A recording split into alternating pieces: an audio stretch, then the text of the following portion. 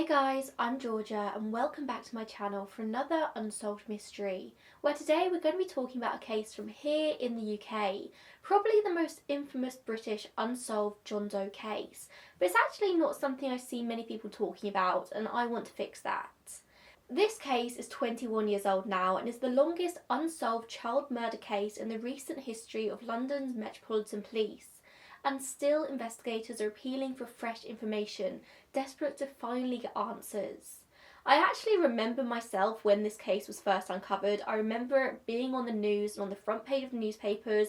I would have been about 7 years old, I think, and it's unbelievable that still, this many years later, we still don't have answers. And I do want to start this episode off with a slight warning for this case. We're going to be talking about a child and the awful, awful circumstances that led to his death. This is not going to be an episode for the faint-hearted, but I do think it's really important to share his story in order to have any hope of ever getting him identified.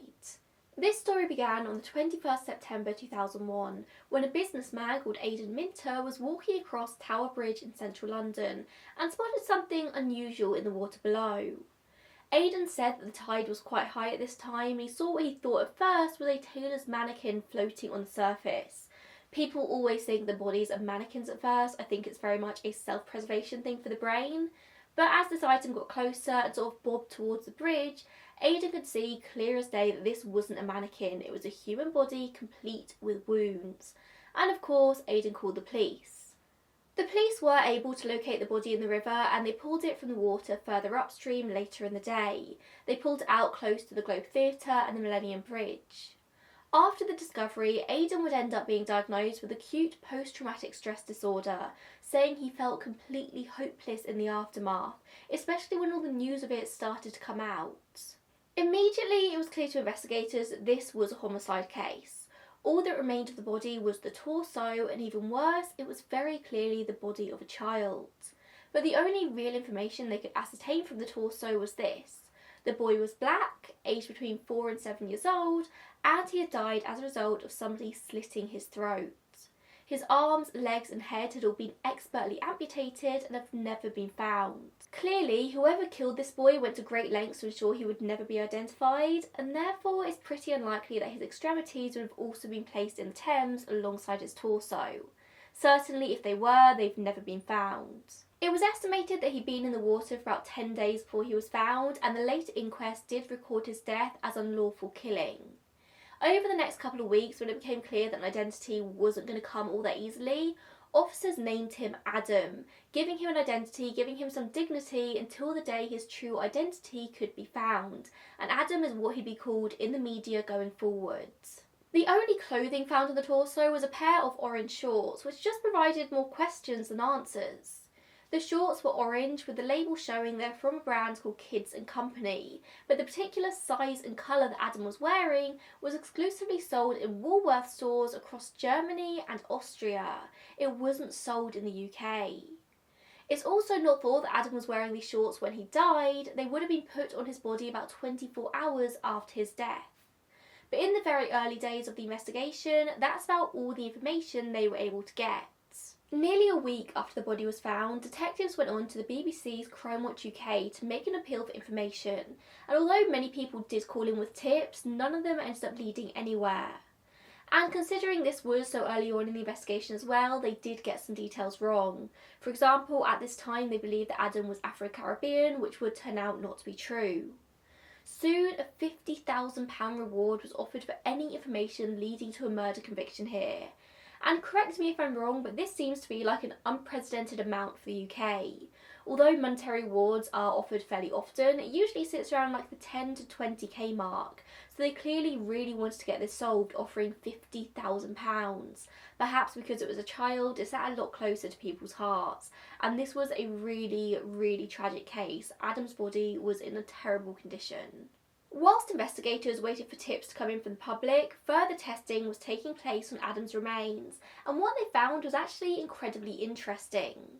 Traces of cough syrup were found in his stomach, which suggested that either he had been unwell not long before his murder, suggesting also that he had somebody to take care of him, or somebody had been using it to make him drowsy and out of it. Also in his stomach, they found an unusual substance made of African river clay, including unidentified plants, ground bone, and traces of gold and quartz.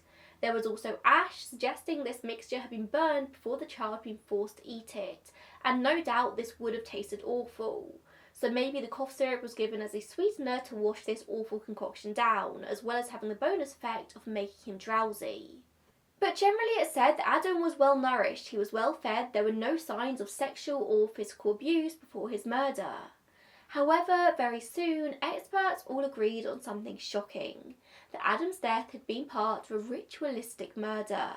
His murder was clean, his limbs had been expertly removed, and he had the cough syrup as well. This was clearly somebody who knew what they were doing. And this complicated things for the Metropolitan Police. Could it really be possible that ritual killings of children were happening in the UK? Jumping forward a little bit, so over a year later, by December 2002, it was concluded through DNA analysis that Adam was originally from West Africa. They then did groundbreaking tests on samples of his bone marrow that they then compared with mineral samples in Nigeria.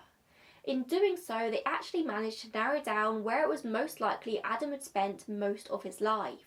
This was an area near Benin City, and they managed to narrow it down to a strip of land about 100 miles long, so Adam was from somewhere in this 100 miles. And this was a huge breakthrough at the time, considering this was 2002, and this kind of forensic testing was practically unheard of for the wider population.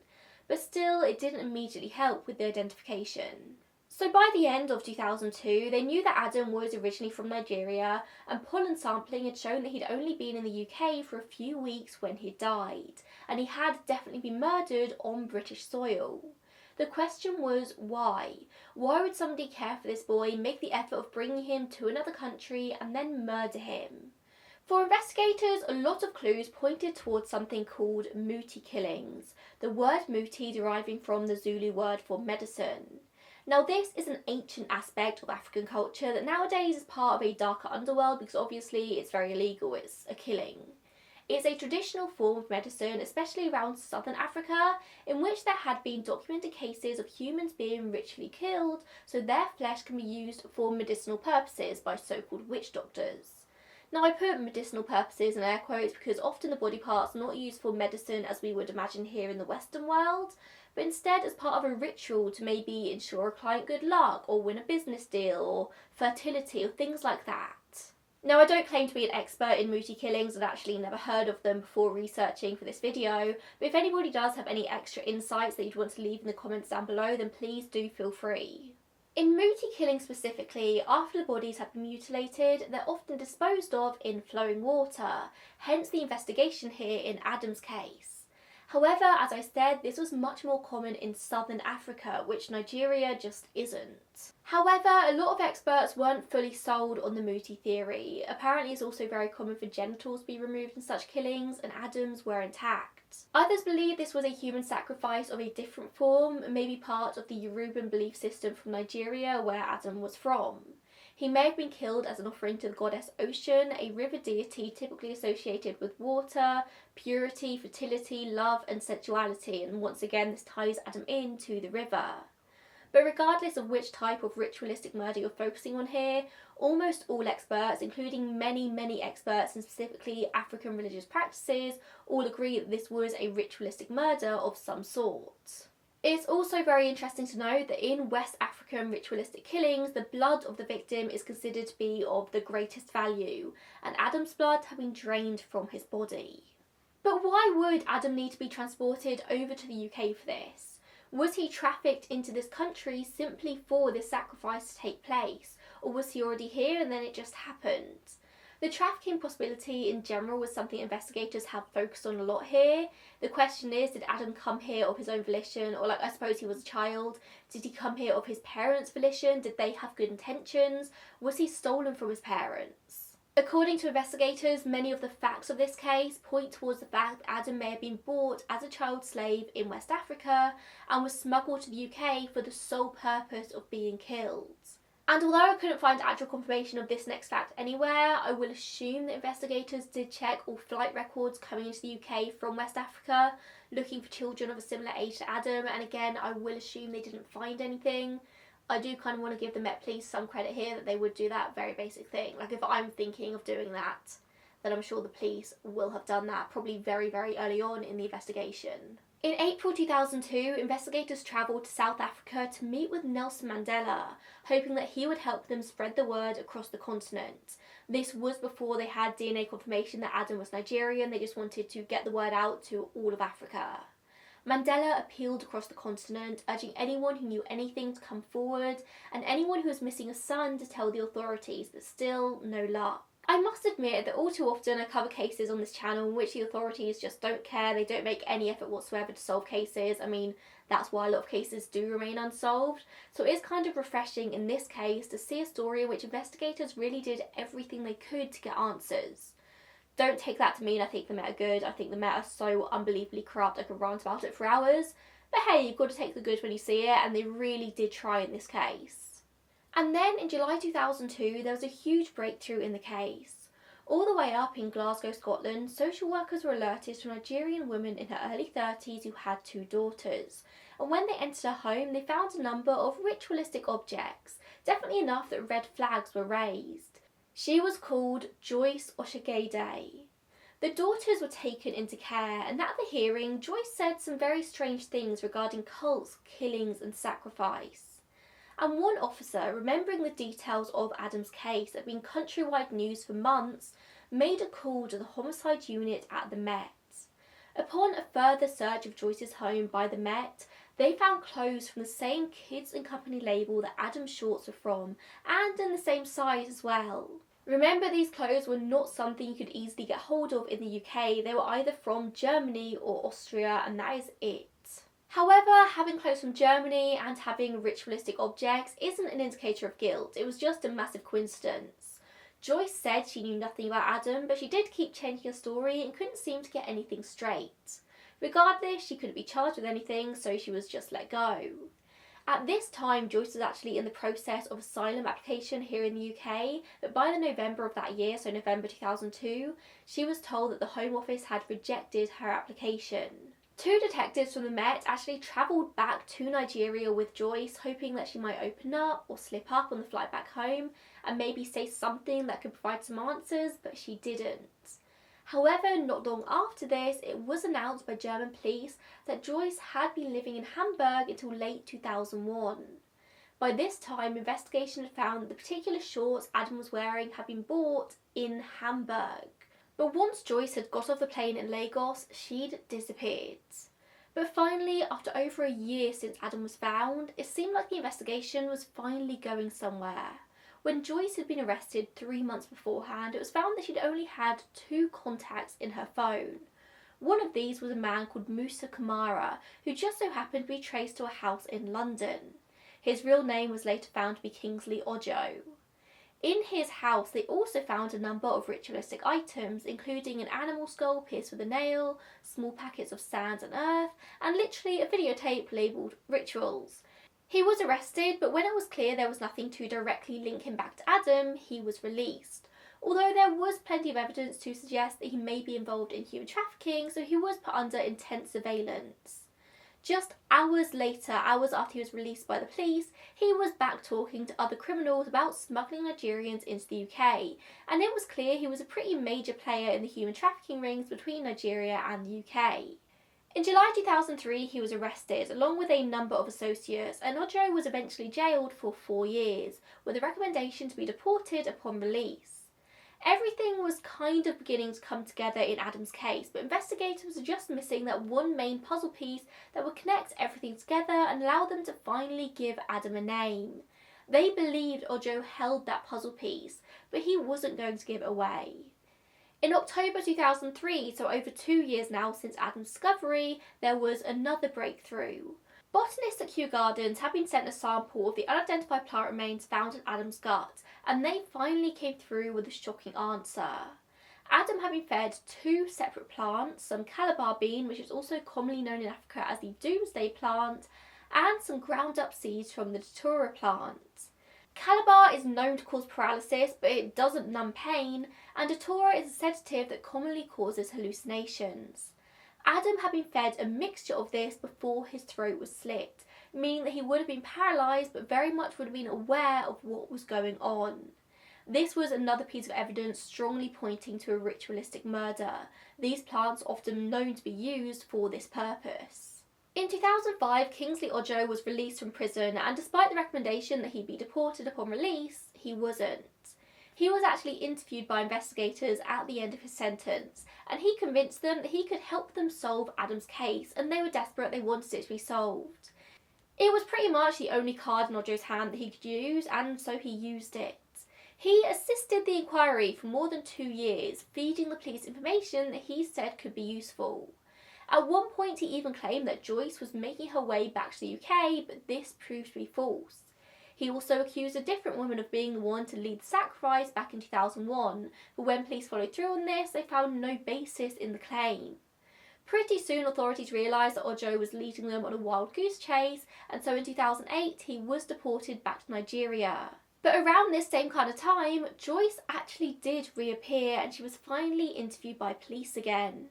She admitted then that she had indeed looked after Adam when she lived in Hamburg, and that's when she bought him the orange shorts, but then she vanished again and said no more to them. But at this point she didn't share Adam's real name. So still the investigation chugged onwards. 10 years later now, in 2011, there was another big break when a suspected photo of Adam was found when investigators searched through a load of Joyce's belongings that she'd left with a friend in Germany. This was a photo of a young black boy around Adam's age taken in 2001, and although nothing could be confirmed, the timeline did match up. Very soon after, ITV News actually managed to track Joyce down in Nigeria, where she confirmed that Adam was the boy in the photo and his real name was Ikpomwasa. She said that she'd looked after Ikpomwasa for a period but handed him over to a man called Bawa, and she didn't know what happened to him from there. But investigators were never able to verify her claims of this boy being Ikpomwasa or move forward with this information. But of course, it was never going to be that simple. Just 1 year later, a brother of Joyce's contacted a journalist at the BBC and said there had been a misunderstanding. The boy in the photo wasn't Adam and his name wasn't Ikpomwasa. The journalist and Nick Chalmers, who'd been a detective on the case but had since retired, travelled out to Nigeria to meet with Joyce personally, and she said that the boy in the photo was actually called Danny. Journalists actually did manage to track Danny down to Germany. He was the son of one of Joyce's friends, and Danny himself confirmed that it was indeed him in the photo, and he'd had no idea that it had gone so viral. It was all over the news in the UK. So this very promising lead that they'd been sort of following up for quite a while now, it was a dead end. However, whilst they were in Germany, journalists did actually speak to other people who remembered Joyce looking after another young boy. One of the witnesses remembered this young boy running wild, jumping all over the sofa and drawing on it. And when asked about it, Joyce said this young boy was called Patrick Erebor. But this has always been the problem with Joyce. She's very all over the place with her story. She seems to just say things, and it was pretty clear she was fighting some pretty serious mental health issues at this time. So the name Patrick has never been verified. At this same time though, she did also make the allegation that the man that she called Bauer that she gave Adam to was actually Kingsley Ojo. But he has always maintained that he had nothing to do with Adam's murder, he never handled him, and there's no evidence to suggest anything otherwise. And that brings us to today, 2022, where Adam's case is still cold, still unsolved, with no significant leads here for many, many years. I can't help but feel that investigators got so close to the answers here, but they're still just missing that one puzzle piece. But one thing's for sure, somebody, probably multiple people, know what happened to Adam and they know his real name. There's probably a family out there who are missing their son. Maybe they were desperate and got sold a story of how much better Adam would be if he was trafficked to the UK or to Europe. Maybe their son just disappeared one day. Maybe they did sell him. Maybe he was an orphan. We won't know until somebody speaks out. This was an innocent young child who was probably around 5 years old who met one of the most unimaginable ends possible. He didn't deserve what happened to him. No one deserves this. He spent his last moments poisoned, paralysed, terrified, and then they slit his throat and butchered his body. He deserved so much better. He would have known what was going on. His family probably don't know who was buried in London in 2006, that a year after his death there was a memorial service for him, a wreath dropped into the Thames. His family probably don't know how many people out there have been fighting for him to be reunited with his name, and they still refuse to give up. In September 2021, on the 20-year anniversary of Adam's discovery, Detective Chief Inspector Kate Kieran from the Met Specialist Crime Command said publicly that Adam's case remains incredibly sad and frustrating. We recognise people may not have wanted to speak up at the time and may have felt loyal to the person or people involved in this. However, over the past 20 years, allegiances and relationships may have changed, and some people may now feel more comfortable talking to us. We implore them to be bold and come forward if they know something, so we can finally deliver justice once and for all. No matter how old or small the information may seem, it really could make all the difference. This young boy has not and will not be forgotten. He deserved better, and we will not give up on him. This is a public call for help. Investigators have followed all the leads as far as they can, and now it's up to the public to come through and provide the next lead. Anyone with any information relating to Adam's case should contact police on 101, tweet at METCC, or call Crime Stoppers anonymously. I'll leave the number and other contact details in the description box. A spokesman for the Met has said that the investigation remains ongoing and any new information provided to the team will be thoroughly investigated. It's also important to share the story with any friends or family you have in Nigeria, particularly in the area between Benin City and Ibadan. Despite the amount of press interest there was here in the UK, the Nigerian media barely covered this. So there's a lot of people in Nigeria, most Nigerian people, who would have no idea about this case. And it's important to get the word out to them because they're probably the ones with answers. There's no face here to try and identify, there's no distinguishable features, there's nothing about this torso that gives you any clue as to who this boy is. So it's a really, really hard case to solve. How are you meant to identify somebody from a torso? What people need to do is piece together the story. If you know people who might be involved in something like this, if you know a boy who went missing in Nigeria, these are small things that could provide the answers. Thank you so much for tuning in today, and I will see you in the next one. Bye guys.